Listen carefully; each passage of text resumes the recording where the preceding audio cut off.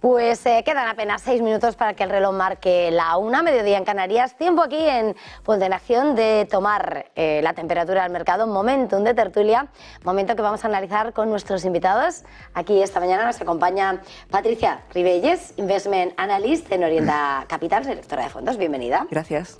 Y también nos acompaña Conrado Larroche, responsable de análisis y selección de fondos en DPM Finanzas. Bienvenido. Muchas gracias, encantado de estar aquí, Eva. Bueno, hoy nos estrenamos en la mesa, con lo cual vamos a tomarnos la temperatura y preguntaros, ¿no? Para empezar, ¿cómo veis este momentum del mercado? Patricia, ¿quieres empezar? Sí, pues al final 2024 yo creo que está siendo un año que la gran mayoría de inversores pensamos que va a ser muy bueno para la renta fija y no tanto para la renta variable. Y al final está siendo todo lo contrario. Tenemos unos mercados de renta fija que están sufriendo bastante por las subidas de expectativas de tipos y por el contrario una renta variable que sube y sube y sube al final porque los beneficios también se están revisando al alza. Tenemos las famosas y archiconocidas 7 magníficas que siguen liderando en beneficios y en cotizaciones, y además por otro lado tenemos los bancos centrales que el mercado, pues luego lo hablaremos más, pero el mercado está muy centrado en cada reunión de los bancos centrales. Y por ejemplo la última que tuvimos la semana pasada de la FED, yo creo que fue bastante importante porque Powell, el mensaje que lanzó fue de que al final el mercado estaba un poco nervioso de si, porque la inflación parece que se está estancando, pero al final lanzó un mensaje de que a pesar de que esto esté sucediendo, no va a haber, es bastante poco probable que vaya a haber nuevas subidas de tipos. Por lo cual al final yo creo que la retórica que había antes en tipos era higher for longer y ahora está pasado a high for longer.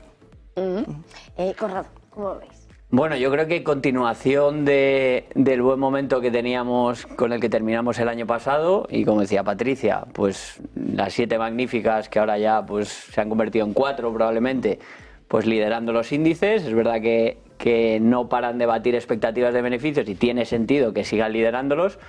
Pero bueno, tarde o temprano pues tendrá que cambiar ese paso el mercado y tendrá que ser el siguiente grupo de compañías el que acompañe y siga tirando los índices. Creo que hemos tenido un parón reciente ahora que tiene sentido. Yo creo que se habían puesto expectativas muy optimistas encima de la mesa sobre recortes de tipos. Ya no las tenemos encima. De hecho, pues tras la última reunión pues se prevé que puedan bajar tipos entre 1 y 2 veces.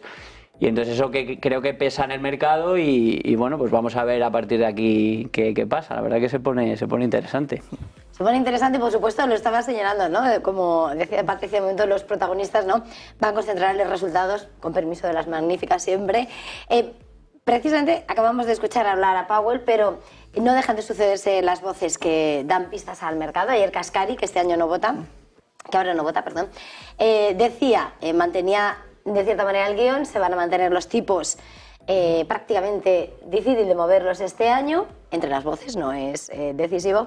Decía que podría haber una corrección si realmente hay debilidad en el mercado laboral o si la inflación cae en la manera que se precisa, pero tampoco descartaba lo que el mercado quiere menos escuchar, que es una subida de tipos si la inflación se desboca. No es en este momento, porque parece que esas declaraciones de la FED son las que más asustan, pero lo que da es lugar a que el Banco Central Europeo sí parece que va a tener que tomar la iniciativa y subir tipos en junio.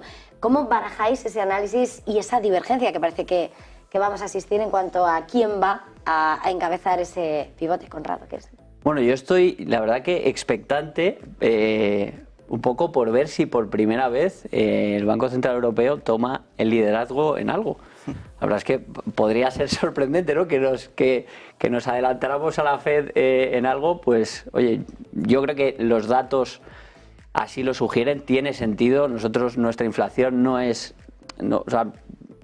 la subida de la inflación que hemos tenido nosotros no ha sido derivada de los mismos componentes que ha sido en Estados Unidos, y que nosotros sí que estamos teniendo esa desinflación. Hemos tenido el problema reciente de los repuntes que ha tenido en Estados Unidos. Creo que los datos económicos en Europa son peores. La industria alemana pues ya sabemos lo que está sufriendo, y tiene más sentido que se bajen tipos antes aquí. Lo que pasa es que el mercado también tiene que entender, y yo creo que lo está empezando a entender así, que una cosa es que ahora se bajen los tipos y luego La trayectoria no tiene por qué ser bajada tras bajada tras bajada. Puede ser, bajamos los tipos, damos ese mensaje de que, bueno, pues apoyamos y políticas acomodaticias, pero a partir de ahí pues pueden ser pues unos varios meses o trimestres de paradas tranquilas. En cuanto a la magnitud, ¿cómo lo veis? La magnitud es que me hizo mucha gracia lo que subieron los tipos, el Banco Central japonés de cero.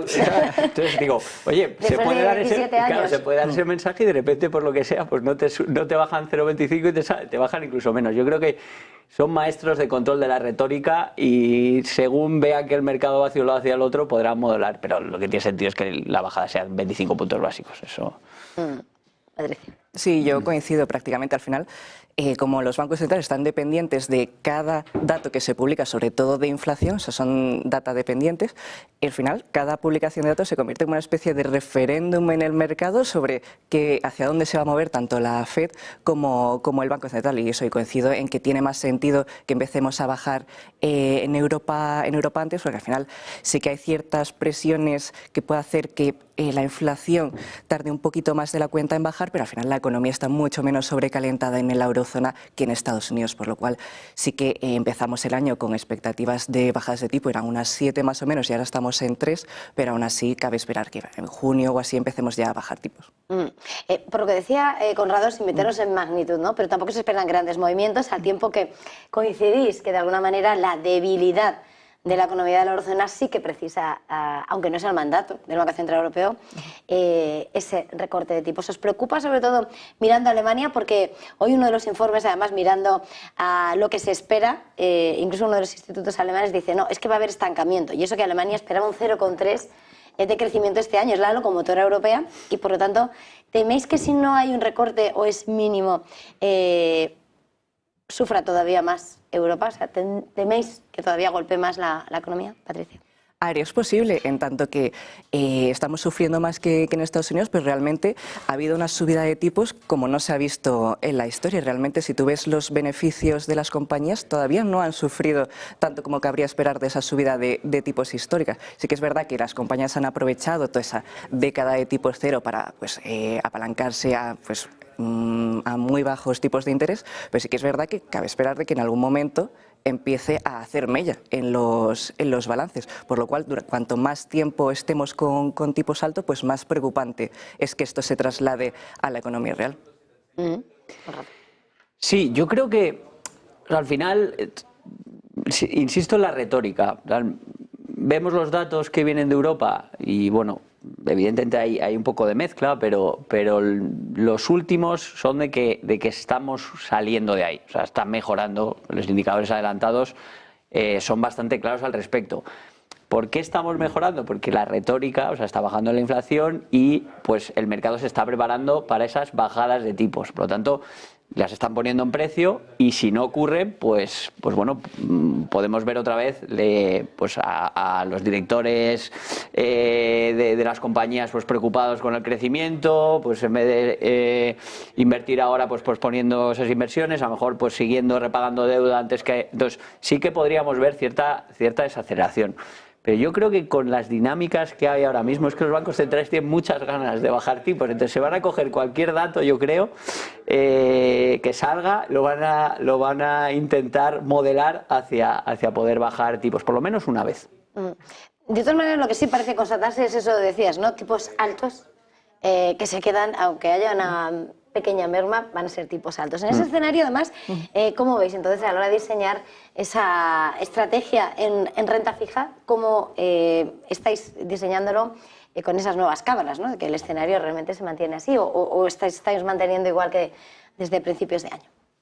Hombre, es verdad que con tipos más altos, pues desde nuestro punto de vista tiene mucho más sentido tener un peso un poco más importante en renta fija que en renta variable, aunque sea por ese equity risk premium que ahora mismo se ha reducido mucho, pues evidentemente tiene sentido y sobre todo en las partes cortas de las curvas pues tener cierto posicionamiento. Si además se van a quedar más altos durante más tiempo, pues oye, yo creo que son buenas noticias para el inversor. Al final tienes un carry que vas a poder tener durante bastante tiempo en vez de... yo siempre se lo digo a todo el mundo, digo, ¿por qué queremos tantas bajadas de tipos? Digo, a nivel inversores, Porque al final, oye, te llevas la rentabilidad en unos meses y qué pasa, ¿no?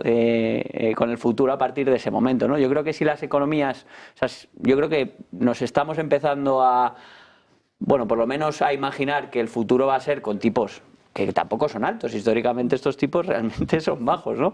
Entonces yo creo que se puede funcionar, evidentemente con posibles sustos por el camino y que habrá que ir gestionando, pero yo creo que la década o los últimos años de tipos ceros deberíamos ya un poco intentar borrarla de nuestros cerebros y acostumbrarnos a que el dinero cuesta a lo largo del tiempo, claro.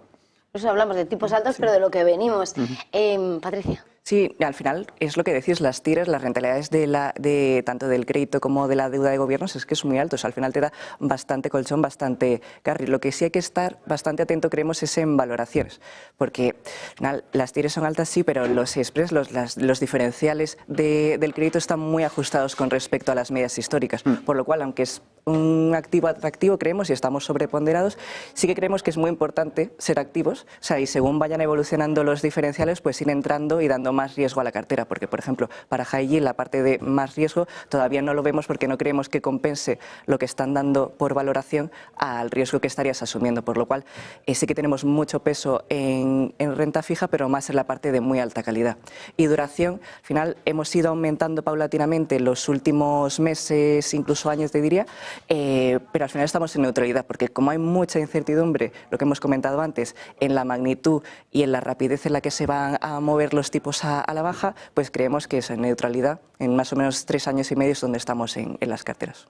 Conrado, no me habías dicho sobre duración y... Me hace gracia, el otro día hice un poco la ponderación media de las duraciones y nos salía 3 años y medio. Estoy completamente de acuerdo con Patricia, al final ese componente de ampliación de spreads que tuvimos en el 2022, pues nos hemos vuelto al pre-2022, por lo tanto no puedes esperar mucho de los spreads, de compresiones adicionales, por lo tanto ojo con dónde está tu riesgo de crédito, precisamente pues oye, pues probablemente ahora mismo el high yield dentro de la renta fija, pues a nivel de spreads está un poco, bueno, pues hay que vigilarlo, pero si te vas a calidades crediticias a partir de single A probablemente hacia arriba, yo creo que tiene sentido y puedes estar cómodo, y en duraciones moderadamente bajas yo creo que se debería preocupar poco el inversor. Y si miramos a la estrategia en renta variable, no sé cuál es esa estrategia, sobre todo mirando, no sé si Estados Unidos, Europa, ¿cómo os posicionáis? ¿Cuál es la estrategia? Pues nosotros la verdad es que vemos en un riesgo particularmente algo alto, sobre todo en los índices ponderados por capitalización, ¿no? Han corrido tantas esas compañías tan grandes, han tirado tanto de los índices, hay tantas buenas expectativas puestas en esos precios que nos parece que bueno, que muchos están ya valorados un poco casi esperando la perfección, ¿no? Y como diría aquel, pues la perfección no existe, ¿no? Entonces, los riesgos que pueden venir por el camino, que pueden ser conocidos o no, pues a nosotros pues nos hacen estar bastante infraponderados. Pensamos que el resto del mercado tiene que acompañar. Creo que las dinámicas de revisiones a la baja de beneficios del resto de compañías del S&P, del resto de geografías del mundo, tarde o temprano se tienen que dar la vuelta, y pensamos que ese debería ser el siguiente movimiento. Entonces estamos mucho más sobreponderados en Europa y mucho más sobreponderados en a lo mejor geografías que no son tan populares como China, por ejemplo.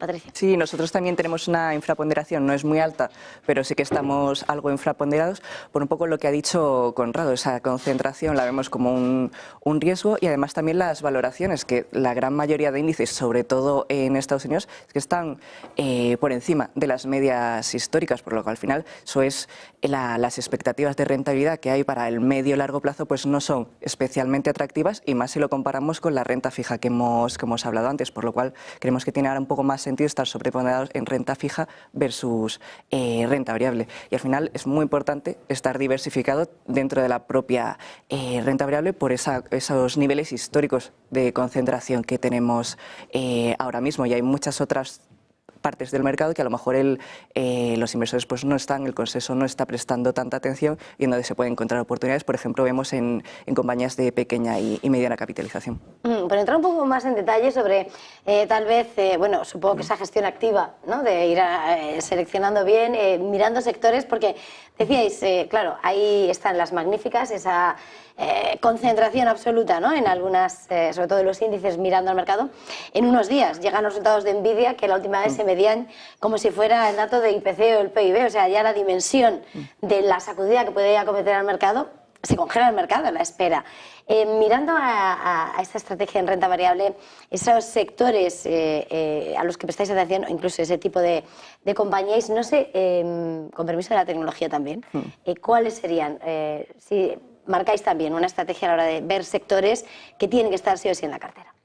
O sea, nosotros preferimos diversificar en general y no apuntar a sectores únicos en concreto, porque la tecnología sí que es verdad, tiene sus pros y sus contras, como la valoración bastante exigente, pero aún así no consideramos que es un sector en el que haya que estar fuera y tiene que estar presente en las carteras. Pero sí que, como decía antes, pues hay a lo mejor otros puntos como las small y mid caps, que llevan unos años de underperformance tremendo contra las large cap, y pensamos que eso se puede dar la vuelta en algún momento, sobre todo en un entorno de bajadas de tipos, y que los fundamentales pues no son tan malos como está el mercado descontando, porque realmente pues no son compañías de tan mala calidad como el consenso de mercado cree que es. Y después pues hay en Europa también sectores a lo mejor más cíclicos, que pues el mercado está pues prácticamente descontando que no tienen nada que hacer en contra de las tecnológicas, por ejemplo, o otras geografías como emergentes, que estamos muy positivos, Asia estamos muy positivos también. O sea, en general, diversificar la cartera y no ir solo a donde el consenso apunta. Honrado. Sí, poco por apuntar, es verdad, es que la gente tiene un problema con las small caps en general, ¿no? Las small caps tienen mucho más riesgo, más beta, más... Evidentemente, una parte sí, otra parte no, si haces gestión activa, puedes comprar compañías de la misma calidad o mejor, con el mismo crecimiento o mayor, con unas valoraciones muchísimo más atractivas que las large cap. ¿Por qué no invertir en ellas? O sea, al final, o sea, tiene sentido desde el punto de vista ya lógico, fundamental, no viendo factores y, oye, pues qué es lo que tira el mercado y los flujos pasivos, etcétera, etcétera. Pero bueno, yéndonos a sectores, nosotros ahora estamos por un poco final que pensamos que hay en el ciclo de las subidas de tipos y todo lo que han sufrido, el descuento con el que cotizan, estamos bastante positivos en rates en Europa, en el inmobiliario en Europa. Pensamos que ha caído mucho, los fundamentales operativos son sólidos, las compañías son capaces de incrementar alquileres traspasándoselo a sus inquilinos, y el descuento que hay simplemente por cotizar de un rate con respecto a las operaciones, transacciones de inmuebles en el mercado normal nos parece pues lo suficientemente alto como para que haya buen margen de seguridad, y pensamos que es un sector que tiene sentido tener en las carteras ahora en este momento del ciclo. Precisamente a la hora de enfrentaros, a la hora de crear esas carteras, ¿dónde estarían ahora mismo los principales desafíos con todo lo que rodea y tenéis en vuestro análisis ahora mismo? No sé si hay, hablábamos de geopolítica, riesgos inflacionarios, ¿cuáles son los principales desafíos a la hora de enfrentar, ¿no? esa construcción de la cartera? Pues, por ejemplo, nosotros favorecemos mucho los gestores de gestión activa en comparación a los ETFs y gestión pasiva, y están siendo tanto este como el año pasado, por esa concentración que ya hemos hablado, está siendo muy complicado para un gestor activo batir a los índices, por lo cual esa concentración es algo que nos preocupa, pero que puede ser al revés un viento de cola de aquí en adelante, en tanto que las expectativas de beneficios de esas otras 493 compañías, que no son las 7 magníficas, o sea, tienen bastantes vientos de cola en comparación a las otras 7, que aún así siguen siendo espectaculares. Y después, no solamente está no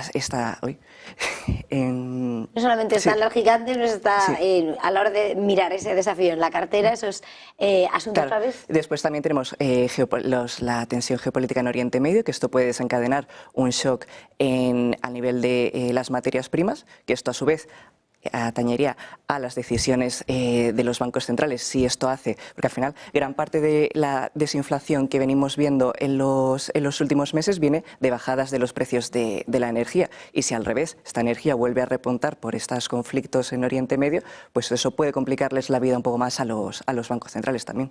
Sobre todo a Europa, que somos datos dependientes y muy enérgicos dependientes también. Completamente. Y de hecho a nosotros nos preocupa especialmente la parte de la energía. O sea, hay una infrainversión bestial en toda la cadena de valor de la energía.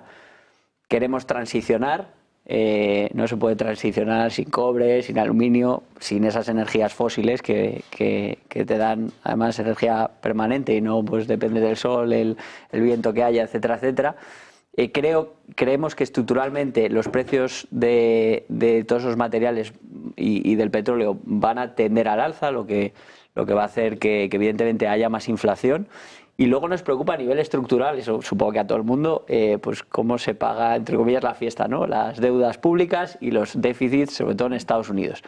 Y pensamos que hay una cosa que la gente no está poniendo muy bien en sus modelos, sobre todo a nivel valoraciones que hay en todas esas compañías tan grandes, que es probablemente en el ciclo que viene se van a subir impuestos. Y si suben impuestos, evidentemente es un recorte al beneficio neto, por lo tanto no puedes pagar tanto por los beneficios futuros como se está pagando ahora mismo, ¿no? Entonces, yo creo que eso bueno, se lo escuché el otro día a Warren Buffett, así un poco como mensaje entre líneas, pero es verdad que a nosotros nos preocupa. Creo que con la locura que hay en los déficits públicos, tarde o temprano se van a subir impuestos y las valoraciones no están reflejando ese impacto que pueden tener los beneficios como riesgo. Pues nada, muchísimas gracias, se nos acaba el tiempo, ha sido un verdadero placer. Conrado Larroche de PM Finanzas, Patricia Ribelles de analista en Orienta Capital. Gracias a los dos, feliz jornada, feliz innovación. Muchas gracias.